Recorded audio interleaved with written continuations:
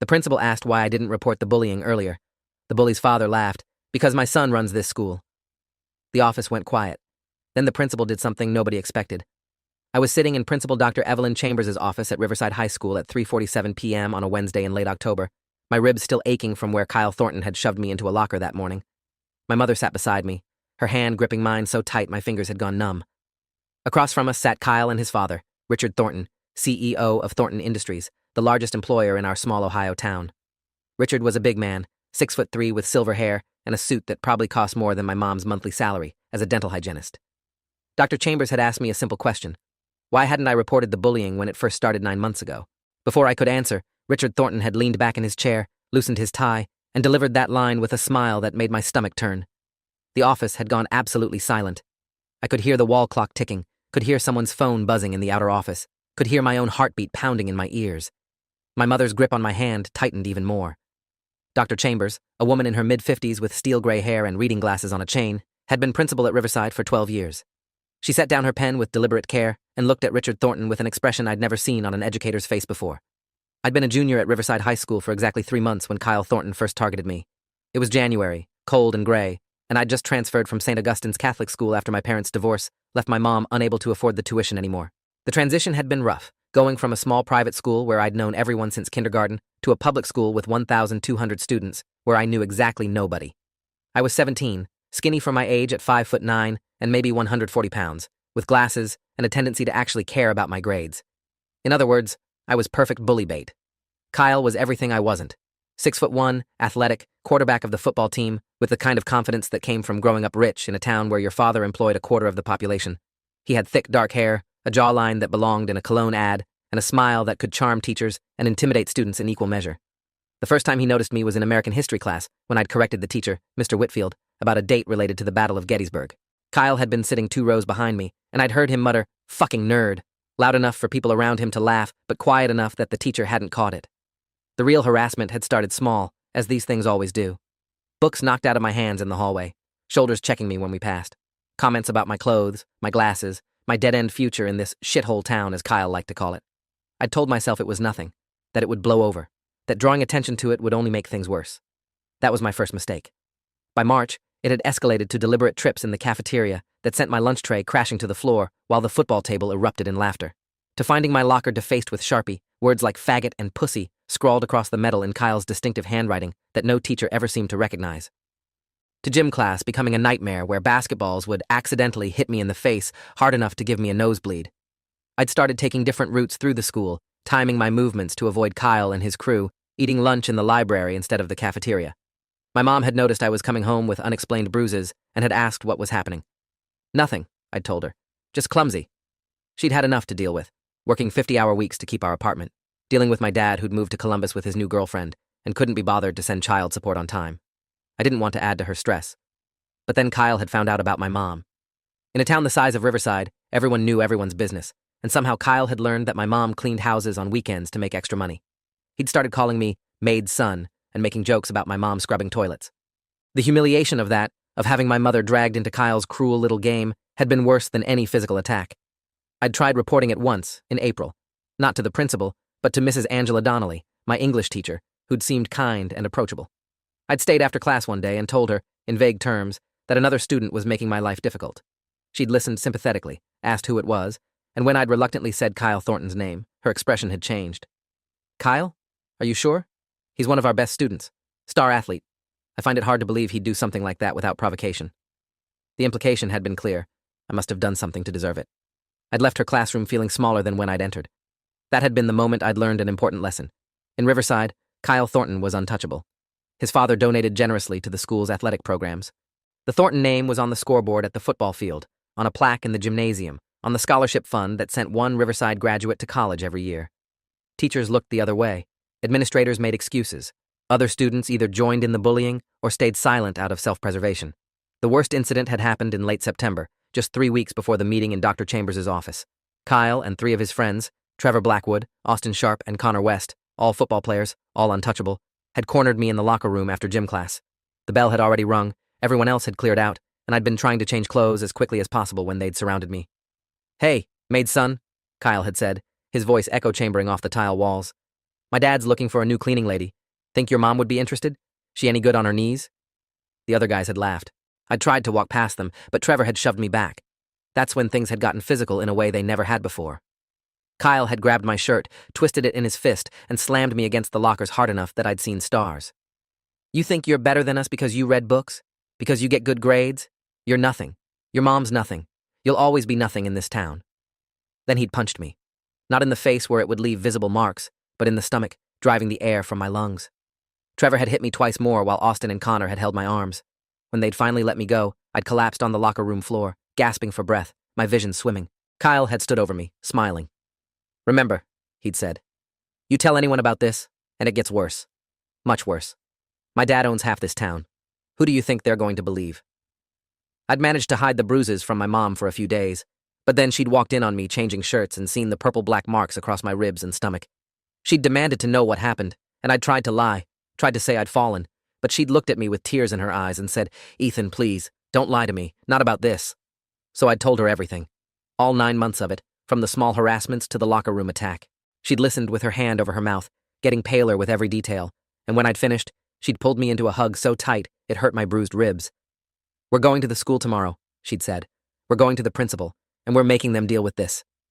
I'd protested, told her it would only make things worse, but she'd been adamant. She'd already lost too much in the divorce, already felt powerless too many times. This was something she could fight.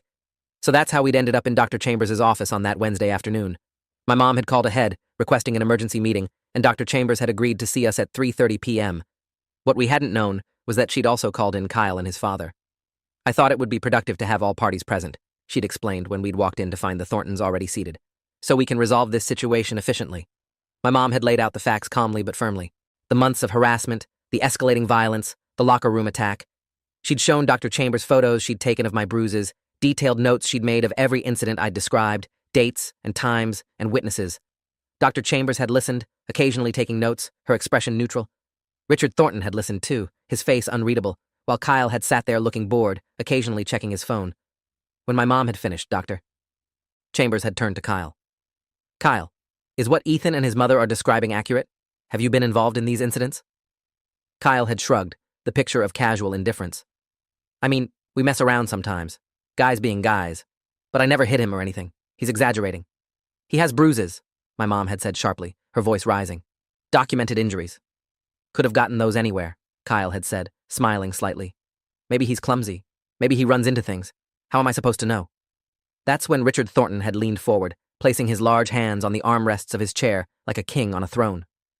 "Dr. Chambers, with all due respect, I think we need to consider the source here.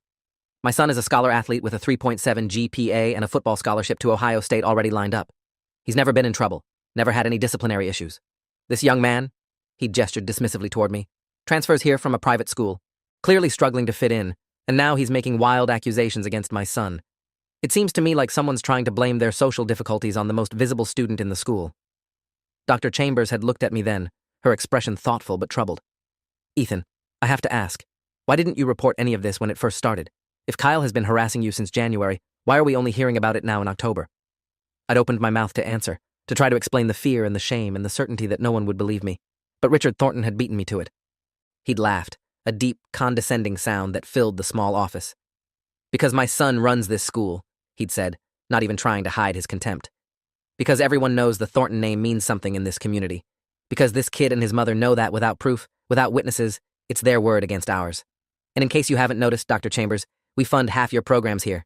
The new weight room, Thornton Industries, the updated computer lab, Thornton Industries, that beautiful new scoreboard at the stadium, Thornton Industries. My family has been supporting this school for 3 generations. So yes, my son has influence here, as he should." The office had gone completely quiet. Even Kyle had looked slightly shocked by his father's bluntness. My mom's face had gone white, then red with anger. I'd felt my hands shaking, felt that familiar mix of rage and helplessness that I'd been carrying for 9 months. "Dr. Chambers had set down her pen very carefully and removed her reading glasses. Then she'd stood up, walked around her desk, and done something that none of us had expected. She'd opened her office door and called out to her secretary. "Linda, could you please call Officer Dennis Murphy and ask him to come to the school immediately? Tell him it's regarding an assault case involving a student." Richard Thornton had stiffened. "Now wait just a minute." "No, Mr. Thornton," Dr. Chambers had said, her voice cold and clear. "You wait. You've just admitted, in front of witnesses, that your son has been using your financial influence over this school to operate with impunity. You've essentially confessed that there's a protection racket happening here with your money as the currency. That ends today. She'd turned to Kyle. Kyle Thornton, you are hereby suspended from Riverside High School pending a full investigation into these allegations of assault and harassment. You are to leave campus immediately, and you are not to have any contact with Ethan Holloway or any potential witnesses. Violation of this directive will result in expulsion and criminal charges. Kyle's mouth had fallen open. You can't do that. I have practice tonight. We have a game Friday. You had practice, Doctor. Chambers had corrected. You had a game. Both of those privileges are now suspended. Your father can explain to you why. Richard Thornton had stood up, his face flushing red. This is ridiculous. You're overreacting to a teenager's complaints about normal school social dynamics. I won't stand for— Then sit down, Doctor, Chambers had said, her voice cutting through his bluster like a knife. Or leave. But if you leave, you'll be leaving without addressing the fact that your son has been systematically abusing another student for 9 months while you've been using your company's donations to ensure he faces no consequences. I've been principal here for 12 years, Mr. Thornton. I've dealt with bullying cases before, but I've never had a parent stand in my office and openly threaten me with withdrawal of funding if I hold their child accountable. That crosses a line. She'd walked back to her desk and pulled out a thick file folder. You're not the only one who keeps records. Mr. Thornton, I've been documenting concerns about Kyle for 2 years. Reports from other students about harassment that were never formally filed because the students were too afraid. Complaints from parents that stopped short of official action because they worked for Thornton Industries and feared retaliation. Observations from teachers who noticed Kyle's behavior but felt unable to report it due to pressure from the administration. She'd slid the folder across the desk. I've been waiting for someone to be brave enough to make a formal complaint. Ethan and his mother have given me that opportunity. So here's what's going to happen next. Officer Murphy will take statements from Ethan about the assault in the locker room. I will launch a formal investigation, speaking with the other students involved, Trevor Blackwood, Austin Sharp, and Connor West, I believe. I will review security camera footage from the hallways, which I'm quite certain will corroborate at least some of Ethan's accounts of harassment. And I will be recommending to the superintendent that this case be referred to the district attorney's office for potential criminal charges. Richard Thornton had gone very still.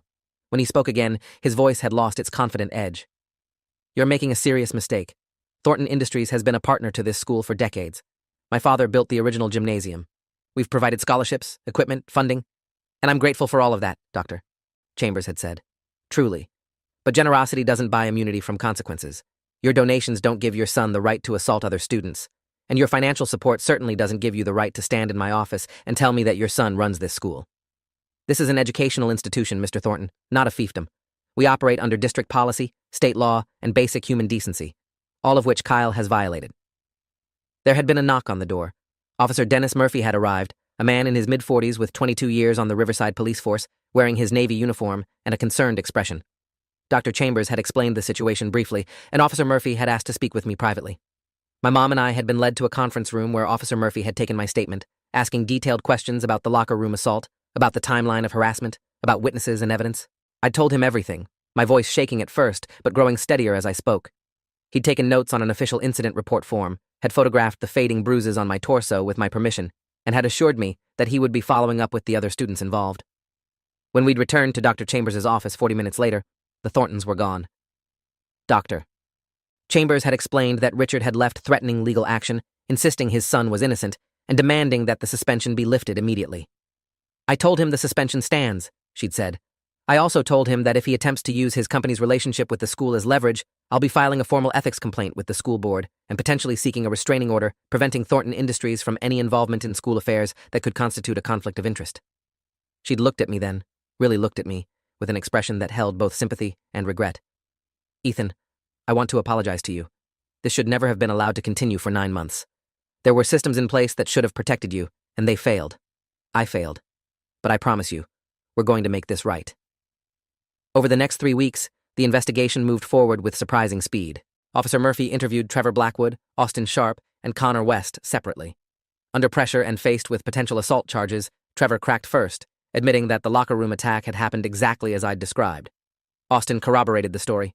Connor tried to deny it initially, but eventually admitted his involvement when confronted with the other statements. All 3 were suspended from school and the football team. Dr. Chambers reviewed security footage from the hallways and found multiple instances of Kyle shoving me, tripping me, or otherwise physically harassing me in ways that were clearly deliberate.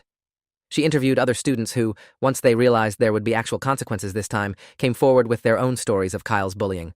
A sophomore named Jeremy Walsh described being tormented by Kyle for an entire semester the previous year. A junior named Melissa Ford talked about being sexually harassed by Kyle until she'd transferred to a different school. The pattern was undeniable. The district attorney, a woman named Carol Brennan with 16 years of prosecuting experience, reviewed the evidence and decided to file charges. Kyle Thornton, Trevor Blackwood, Austin Sharp, and Connor West were all charged with assault and battery. Kyle faced additional charges of criminal harassment. Because they were all 17 at the time of the offenses, they would be tried as juveniles, but the charges were serious enough that they could result in detention time and permanent records. Richard Thornton hired a high-powered attorney, a man named Lawrence Kensington from Columbus, who specialized in defending wealthy clients. The strategy was predictable: attack my credibility, claim the whole thing was exaggerated, argue that it was just typical teenage roughhousing that I'd blown out of proportion because I couldn't fit in socially. But then something unexpected happened. The local newspaper, the Riverside Tribune, got wind of the story. A reporter named Thomas Yates, who'd been covering the school board beat for 8 years, started asking questions. How was it that Kyle Thornton had been allowed to operate with impunity for so long? Why had previous complaints been ignored? What role had Thornton Industries' donations played in shielding Kyle from consequences? His first article, published on a Sunday morning 3 weeks after the meeting in Dr. Chambers' office, was titled "Money, Power, and Accountability: Inside the Thornton Bullying Case at Riverside High." It was devastating. Thomas had interviewed former students who'd been harassed by Kyle but had never filed formal complaints. He'd obtained internal school emails showing administrators discussing the Thornton situation and agreeing to handle it quietly to avoid complications with our donors.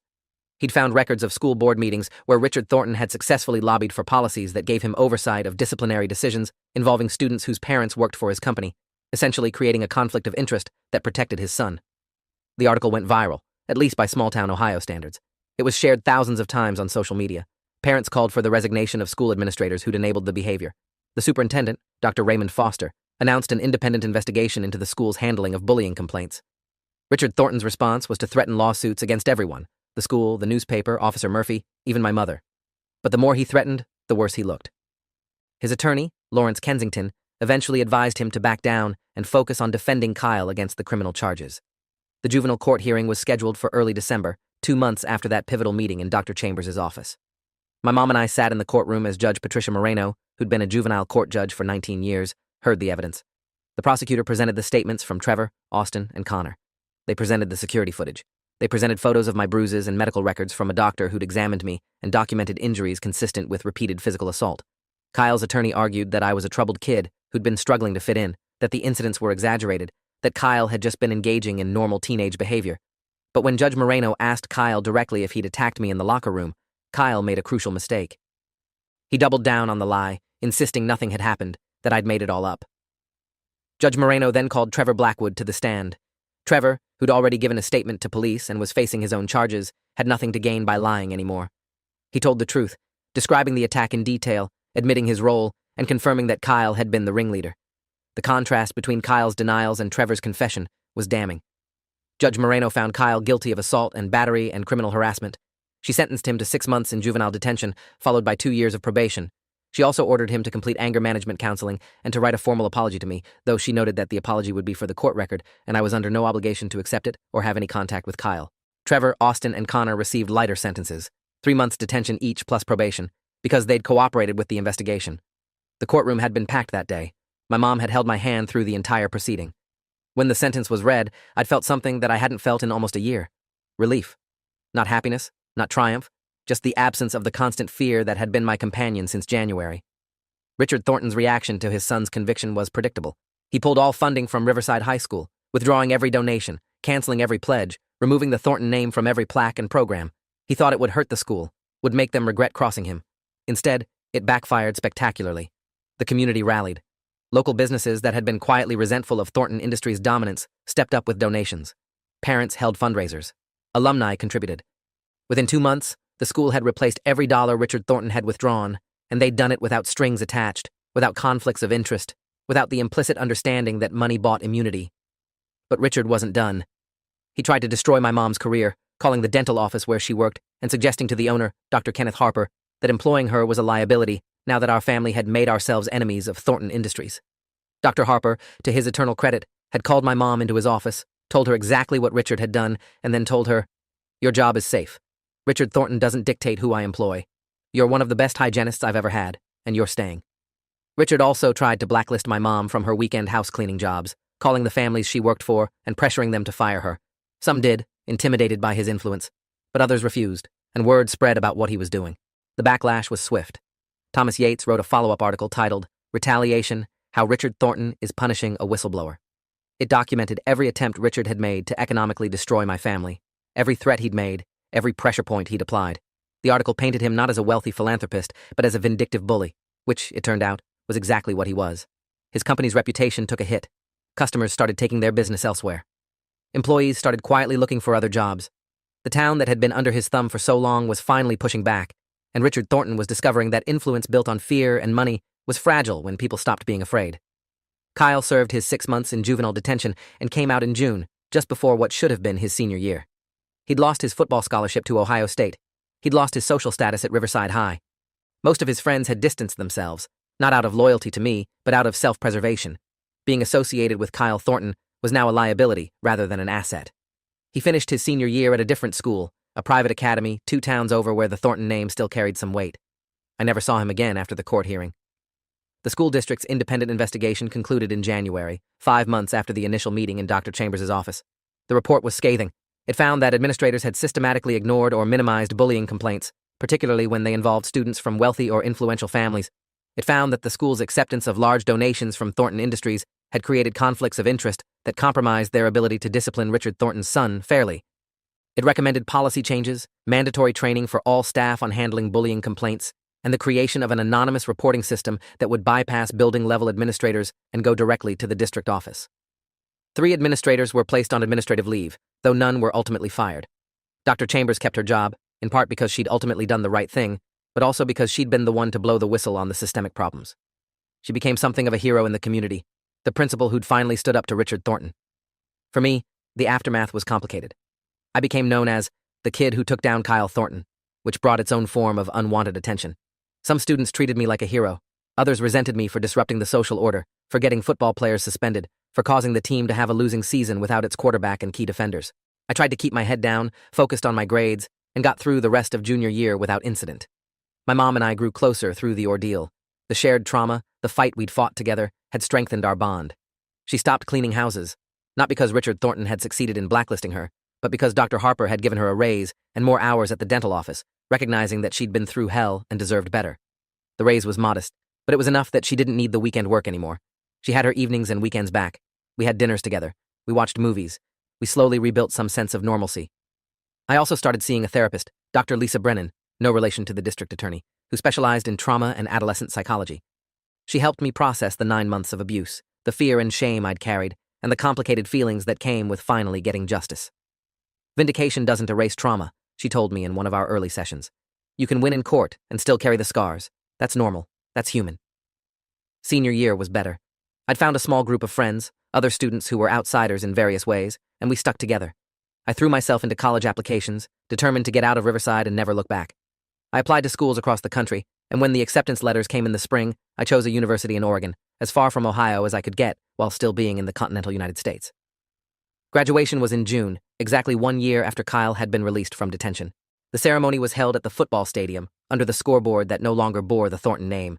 It had been replaced with Riverside Community Memorial Scoreboard, funded by dozens of small donors rather than one wealthy family. I walked across the stage, received my diploma, and felt a sense of closure. Dr. Chambers shook my hand and said, "You should be proud of yourself, Ethan. You changed this school for the better." I'd nodded, not quite able to articulate what I was feeling. Pride, yes, but also exhaustion. Sadness for the year of my life that had been stolen by Kyle's cruelty, and a lingering anger that it had taken so long for anyone to help. That summer, before leaving for college, I ran into Thomas Yates at a coffee shop. He was working on his laptop, probably writing another article about local politics or school board drama. I'd approached his table and introduced myself, thanking him for the articles he'd written.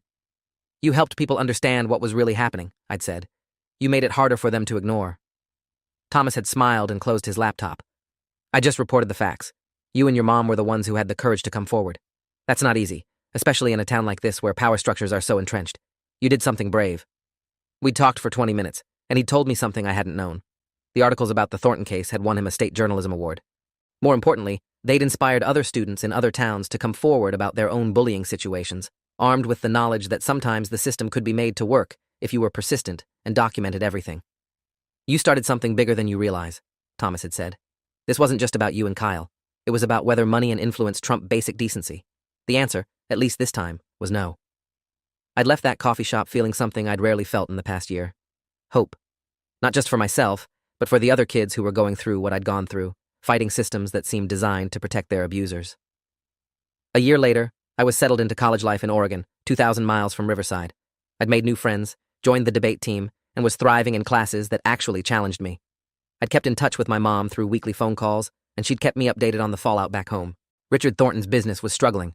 Several major contracts had been lost when companies decided they didn't want to be associated with his reputation. He'd been forced to sell off parts of Thornton Industries, and the company that had once dominated the local economy was now just one employer among several. Kyle had enrolled at a small college in Indiana, nowhere near the prestige of Ohio State, and from what my mom heard through the town grapevine, he was keeping a low profile. Trevor, Austin, and Connor had all gone to community college, their plans for athletic scholarships and big universities derailed by their criminal records. Dr. Chambers was still principal at Riverside High, now working with a school board that took bullying seriously and had implemented all the recommended policy changes. The anonymous reporting system had already led to several successful interventions, catching problems early before they escalated the way mine had. One evening in October, exactly 2 years after that meeting in Dr. Chambers' office, I received an unexpected email. It was from Kyle Thornton. The subject line read, "I don't expect a response." My first instinct was to delete it without reading, but curiosity got the better of me. The email was brief. "Ethan, I know I don't have the right to contact you, and I know nothing I say can undo what I did. I'm not asking for forgiveness. I just wanted you to know that I've spent the past 2 years in therapy trying to understand why I became the person who hurt you. My therapist says I was modeling my father's behavior, using power and cruelty to control people because that's what I saw at home. That's not an excuse. It's just an explanation. I destroyed your junior year. I destroyed my own future. And I destroyed any chance we had at being decent human beings to each other. I'm sorry. I know that's inadequate, but it's all I have. I hope college is good for you. I hope you're happy. You deserved better than what I gave you. Kyle." I'd read that email 3 times, my emotions cycling between anger and something that might have been the beginning of forgiveness. I'd never responded. I'd saved the email in a folder and moved on with my life. But the fact that he'd sent it at all meant something. It meant the system that had held him accountable had maybe, possibly, started to teach him that actions have consequences, that you can't buy or bully your way out of being a decent person. 3 years after the meeting in Dr. Chambers' office, I was home for Thanksgiving. My mom had moved to a better apartment, her career was stable, and she'd even started dating someone, a kind man named George, who worked as an electrician and treated her with the respect she deserved. We were having coffee at the same shop where I'd talked to Thomas Yates years earlier when Dr. Chambers walked in. She saw us, smiled, and came over to our table. "Ethan," she said warmly, "I heard you're doing well at school. Debate team captain, if the alumni newsletter is accurate." I'd confirmed it, and she'd beamed. "I'm not surprised. You always had the ability to articulate truth, even when it was difficult." We'd chatted for a few minutes, and before she left, she'd said something that stayed with me. "You know, that day in my office when Richard Thornton told me his son ran the school, that was the day I realized I'd failed in my job. Not just to you, but to every student who'd been made to feel powerless. I'd let the culture become toxic because I was afraid of losing funding, afraid of confronting powerful people. Your courage reminded me what courage looks like. Thank you for that." Sitting here now, 7 years after that meeting, I'm 24 years old with a master's degree in social work. I work for a nonprofit that helps schools develop anti-bullying programs and support students who are going through what I went through. I've talked to hundreds of kids who felt powerless, who thought the system would never protect them, who believed that people like Kyle Thornton always win because their parents have money and influence. And I tell them the same thing every time: document everything, tell someone who will listen, and don't give up. Because sometimes, if you're persistent enough and brave enough, you find that one person, a principal, a police officer, a reporter, who decides that basic human decency matters more than money or influence or keeping the peace. Sometimes the system works. Not always. Not easily. But sometimes. My mom still lives in Riverside, but I don't plan to move back. That town will always carry shadows for me. Memories of hallways where I felt hunted, locker rooms where I was cornered, and the year of my life that was stolen by Kyle Thornton's cruelty. But it also carries the memory of fighting back and winning. Of a principal who chose justice over donations. Of a police officer who took a teenager's complaint seriously. Of a reporter who decided the story mattered. Of a mother who refused to let her son be invisible. Richard Thornton still lives in Riverside too, though Thornton Industries is a fraction of what it used to be. I heard he divorced his wife 3 years ago, that the stress of the scandal and the business decline had destroyed their marriage. He's a smaller man now, in every sense. His power came from fear and money, and when people stopped being afraid and his money dried up, there was nothing left. Kyle, from what I've heard, is working in Indianapolis as a sales representative for a pharmaceutical company. He's not on social media, keeps a low profile, and by all accounts is trying to build a life away from the wreckage of his past. I hope he's learned from what happened. I hope he's genuinely changed. But that's his journey, not mine. The last time I was in Dr. Chambers' office was 2 years ago, when I came back to Riverside to give a talk to students about bullying and recovery. The office looked the same desk, same chairs, same clock on the wall. But the atmosphere was different. There were posters on the walls about the new anonymous reporting system, about students' rights, about resources for anyone experiencing harassment. Dr. Chambers had told me that bullying reports had increased by 300% since the new policies were implemented. Not because bullying had gotten worse, but because students finally believed they would be taken seriously. "You did that," she'd said. "You showed them that speaking up matters." I think about that Wednesday afternoon in October 7 years ago more often than I'd like to admit. The fear I felt walking into that office, not knowing if anyone would believe me. The moment when Richard Thornton had laughed and said his son ran the school, thinking his money made him invincible. And then the moment when Dr. Chambers had stood up, called the police, and refused to be intimidated. That was the moment I learned that power isn't permanent, that systems can be challenged, that sometimes when you speak truth to power, power blinks first. Kyle Thornton thought he ran that school. His father thought money could buy immunity from consequences. They were both wrong. And that wrongness, that spectacular failure of their arrogance, changed not just my life, but the entire culture of Riverside High School. Students there now know that they matter more than donations, that their safety matters more than football games, that adults in authority will choose justice over convenience, at least sometimes, if you give them the chance. The scars from those 9 months of bullying haven't disappeared. I still tense up in crowded hallways. I still have moments where I remember the feeling of being cornered, helpless, certain no one would help. But I also remember fighting back and winning, not through violence or revenge, but through documentation, persistence, and finding allies in a system I'd been taught to distrust. That's the story I tell the kids I work with now. Not that the system always works. It doesn't. Not that justice is guaranteed. It isn't. But that fighting is worth it. That speaking up matters. That sometimes, when the bully's father stands in the principal's office and says his son runs the school, the principal does something nobody expects. She proves him wrong. Thanks for watching till the end. Make sure to subscribe and like to not miss the next story.